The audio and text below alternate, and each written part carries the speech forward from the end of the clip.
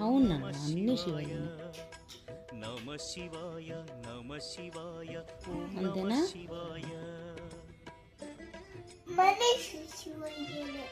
మనిషి కూడా శివయ్య.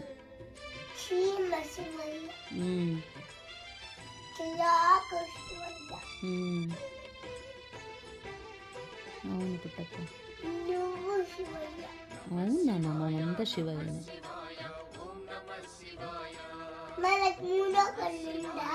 మనకి మూడో కన్ను లేదు. మనము శివుడి పిల్లలం, ఓకేనా? మనం శివుడు కాదు. శివుడికి మాత్రమే, శివయ్యకి మాత్రమే మూడో కన్ను ఉంటుంది. మనము తన పిల్లలం.